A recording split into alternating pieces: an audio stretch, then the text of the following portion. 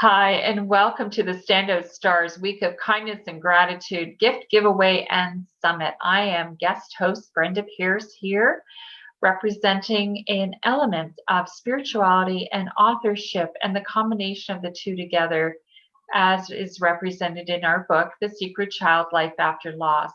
And with me today is Mary Jane Mannella. And Mary Jane is one of our contributing authors and has a compelling story to share with us on what the element of kindness and gratitude has meant on her journey after losing her daughter. Mary Jane, can you tell us a little bit about you and your story? Sure. I am a mother of three, and approximately 3.5 years ago, one of my 23-year-old twins made the decision to take her own life. So that has left a large hole in our family, and it is how I have come to know you, Brenda. Yes, exactly. It's unfortunately that you had to become a member of the club that nobody ever dreams of joining. Absolutely. Yeah. And again, here, I've lost a twin, you've lost a twin, different ages, different stages in life, but still the impact has never ends. It never goes away. The journey of grief never ends. And I'm sure it also greatly impacts your family in terms of her sister. Oh, And absolutely. yeah, if you can talk to us a little bit about that, please. I think that this is something that has been so close to Dee. My daughter barely has the ability to acknowledge it with words at this point. It's still too comfortable and fresh. We address how we feel in bursts with her. You know, it's a very difficult thing for her to face. Still, it's still very raw and fresh for her. Oh, 3 years is So not she long at all. struggles with it every day. She struggles with it every day. You know, what I do know is that she's particularly objectionable to doing things to acknowledge the passing as if it's a special time, because in her mind, every day is an acknowledgement of this loss. So she doesn't need a special day set aside for it. It's every day of her life. Yes, it would be, especially since they were conjoined together in utero, and then They used to call each other womb buddies. They were womb buddies. yeah, they would be for sure. So it's like cutting off your left arm. Right. Right? Absolutely. Yeah. Yeah. Now, so I can see where going through the journey, it being so close still and so near and dear to your heart, always and forever. I'm sure you look for pieces of kindness and gratitude every day. Can you share some examples of where this has maybe helped you on the journey at all? I think that when horrible things happen to people, you can choose what to do with that. Yeah. I decided a long time ago that I don't believe that the cosmos is punitive. I think that things happen for a reason, and it's not my time frame to know what that reason is. It could be a very long time before I know why I needed to have that experience to be able to do the right thing. So as a result of that, going through something like this, you realize that this is something that wounds people deeply. And it makes you far more aware of other people's grief and other people's need to be handled gently. I also think that if you don't want to drown in your own grief, you have to look for aspects of the world that are good and pleasant. At Tony's funeral, I spoke to the kids basically at the church and said, look, life is terrible, but life is also good. And you have to find the good. And in order to find the good, you have to find ways to be grateful for your life as it is, not as you wish it would be. Right, exactly. Because to be honest, life can change when you change your thinking. Yeah. Oh, 100%. 100%. Yes. Well, here, cruel people live in a cruel world. Kind people live in a kind world. Same world, That's true. you know. That's true. It's just like when we do Google searches, you can look, if you're looking for bad, you'll find bad. But if you're looking for good, you'll find good. Well, I've always told my children any idiot can find something to complain about. It takes a lot more effort to find the good in everything. Yes. So, Yes. And really, it's much lighter and brighter and easier to live in a world where you're looking for the good in it rather than the conspiratorial pain of it all. it's a much lighter existence. It's too it's too heavy and difficult to live under the weight of everything being bad and wrong all the time. Yeah.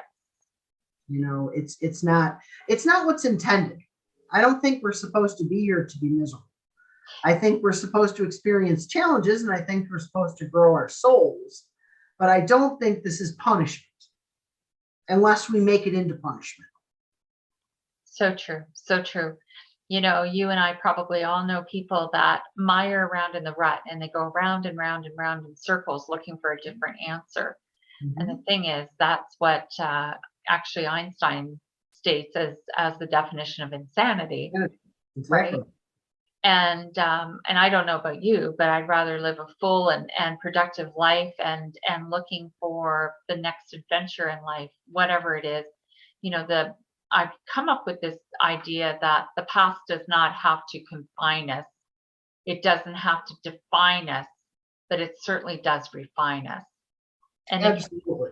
look at that as a polishing, you know, that we can rise from any situation if we allow ourselves to look for the refinement of the situation.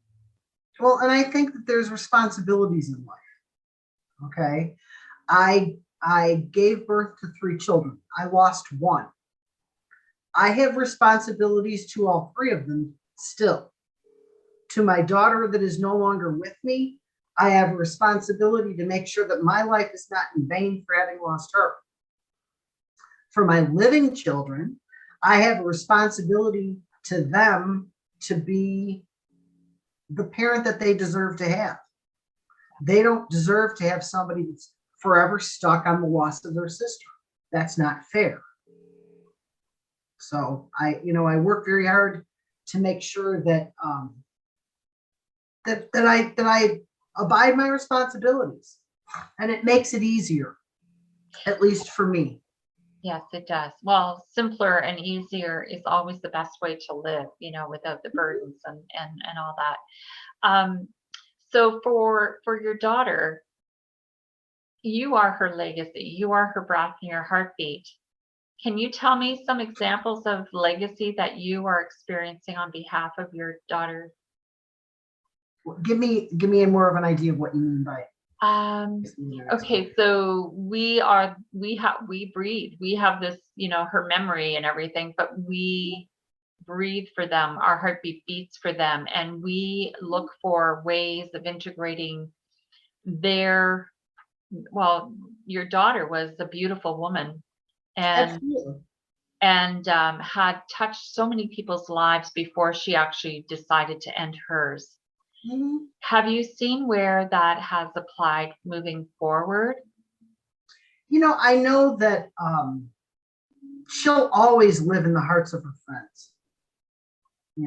She'll forever live, obviously, in the hearts of her siblings. Um, where I think Tony has had her biggest legacy in the younger people, in them, her friends and her circle, and including my other daughters, looking at um, seriously taking serious their own mental health, taking serious the mental health of their friends and their siblings and their family members, and normalizing it.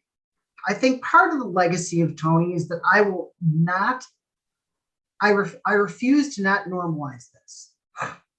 I refuse to have it be a secret. I refuse to have it be some kind of a family shame.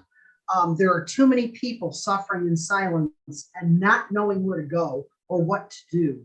That, you know, it's impossible for me to not be always willing to have the conversation. And I think maybe that's the legacy, is that no matter what happens now, when I find myself in a situation with someone that's suffering because they have been touched by suicide, I'm gonna spend time with them. I'm gonna stop what I'm doing and give them the time that I can at that time. And So that's a really special gift, because so many people do suffer in silence, and mental health is a part of our modern day world. It's always been there, but it's been, like you said, you know, hushed away or brushed away or hidden. When well, it it's a really shame. It's is a a point shame. of shame for most families. It's not been something that was acceptable. That's It's right. not acceptable to need any kind of assistance in mental health in most of our society. It's one of the great blessings of COVID that the discussion of issues of mental health has been dramatically more normalized. I only pray that it continues into the future, and that the resources needed to put a true infrastructure for the support of mental health of the entire country, that would get put in place and not, you know, fall by the wayside because COVID somewhat resolves over the years. But there's a dramatic lack of any kind of system for managing mental health, just normal mental health in this country. Yeah. And so normal mental health is allowed to spiral out of control. Much like in the 1800s, if you got an infection, you could die because we didn't know what to do. You know, now if you get something that might be a very treatable mental illness and we don't know what to do, you could die. That's what happened to my daughter. Yeah. She was not historically mentally ill. She had never been in therapy a year and a half before her death, and her mental illness came on incredibly quickly. 13 months from severe onset to death. And frankly, there's not an infrastructure out there to support that. And it's unfortunate. No, no. And I think the underlying cause of hers is something that is in young adult onset. Yeah, And absolutely. That's right. the time frame, 100%. It's just it's a shame that there's nothing out there. There's no normal course of action for people. When you have a child, there is a normal course of action that anybody in your community, family member, friend, neighbor, can tell you that you're supposed to do with your child. You take them to the doctor, you get this vaccine, you go through this set of standard procedures. There is absolutely no framework or anything approaching it for mental health. And yet, to think that people do not experience mental health crises is unrealistic, actually ridiculous.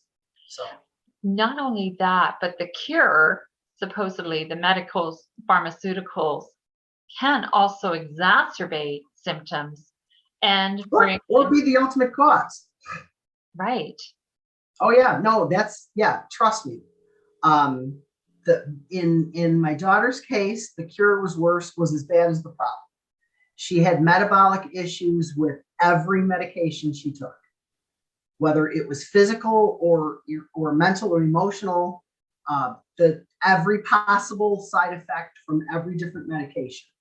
And yet, you know, there are so many other alternative treatments now that are even finally becoming insurance approved. Transcranial magnetic Resonance. stimulation That was it. is one. The ketamine, I don't know, that's another pharmacy treatment. But I mean, all of these, there's many new treatments out there that never even existed before. And it's just a shame that the general public does not have normalized access to that. And oftentimes too, it's after the medical system fails that's when the alternatives come in, or the integrative approaches come in, which is Exactly. like you're saving the chocolate syrup on the ice cream for the end, right? Right. And Right. really, yes, and I agree wholly that more people are suffering needlessly because that information is not out there. And I know you've been involved in some grief support groups for suicide groups, and really making that a mission going forward. And yes, more of this needs to be come to the light and really needs to be looked at, because our as the economy changes, one of the first layers of healthcare to disappear is mental health, Mm-hmm. and it's a travesty on our I society. 100% agree with that. And if we take ourselves back to the theme of kindness, another thing that we could use an awful lot more of in our society at large is kindness towards those that may be struggling, or just kindness in general, because you don't know how much someone else is suffering. I thought a lot of times after my daughter died that I wished that we could reestablish the habit of the armbands for people in grief, or putting bunting on someone's home, so that you don't necessarily have to walk around with a sad sack. You can walk around, with your, what would we call it, the resting bitch face, and have people understand that maybe that's why. It's unfortunate that there's no room for grief in our society. So, and there are many forms of grief. Losing someone in death is only one. There's a lot of ways that people are suffering in this world. So if we can all stand to be a little kinder and maybe a little more open-hearted and a little bit more accommodating, patient, all those things that just let us cut our fellow humans a little bit more slack. Yeah, exactly. Because you can lose somebody, you can be grieving somebody who's alive and Oh, lost. 100%.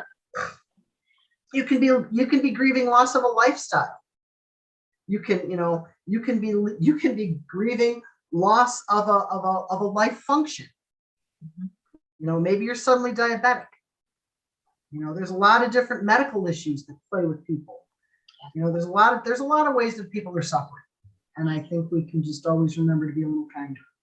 Exactly, because sometimes what is making us unwell, or is our symptomologies inside of us, it's so hidden that the facade can look as good as you want it to, but it's the parts inside.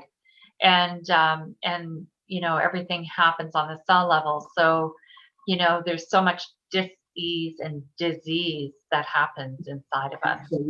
Absolutely. And all of that mental and emotional pain can manifest very easily into some form of disease. That's right. And so the kindness thing, with us going through the grief process and journeying through it, because we're never going to be done with that until our very last breath, and that ripple effect as it happens in a family, just really, really embracing, and with the compassion and kindness and gratitude that for what you have left, even when someone has gone or passed on. Acknowledging the fact that they're always a part of the family is also very important to mental health and well-being. Absolutely. Yeah. Absolutely. So you've shared a lot. You've touched a lot of really tenuous nails. Nobody wants to talk about mental health and mental illness and grief and all these things, but the whole thing is packaging it, as you say, with kindness. And I think also too, looking for the humor in every day as well. You have to. You have to. If you don't have a sense of humor, you're just going to have a miserable existence, because you have to be able to laugh at this ridiculous place that we live, and we have to be able to laugh at our ridiculous selves. It's what makes any of this bearable, is finding the humor in it. Exactly. And I think you have a website that you like to go to for humor every once in a while. And Oh, I look. Oh gosh, I have all sorts of them. Potentially inappropriate humor for librarians is one of them. Um, you know what? When I get on Facebook, I'm looking to do two things. I'm looking to find things that are going to make me laugh, and I'm looking to find thoughts that inspire me. And if they make me laugh hard enough and they inspire me enough, then I share. awesome. That's true because laughter is the best medicine. It really is. Absolutely. Yeah. And I just want to share, thank you so very much, Mary Jane, for being with us this afternoon on this summit and for sharing your wisdom and your experience and your love for Tony and that her heart and life go on in a story of helping others to understand mental health and illness are a part of our world and that we need to be more gracious and kind and have more gratitude for those that are going through that particular journey. Absolutely. And so collectively, as a family, we've come together to create a gift page. And you can go to www.thesecretchildbookseries.com/WOK. And that is for the week of kindness. And we have our family photos there, the book, how you can purchase the book, The Secret Child Life After Loss, and a little something of gratitude and kindness we're offering from each of the contributors. So join us on our next episode, and thank you for being here. And may your heart always be filled with kindness and gratitude. Bye for now.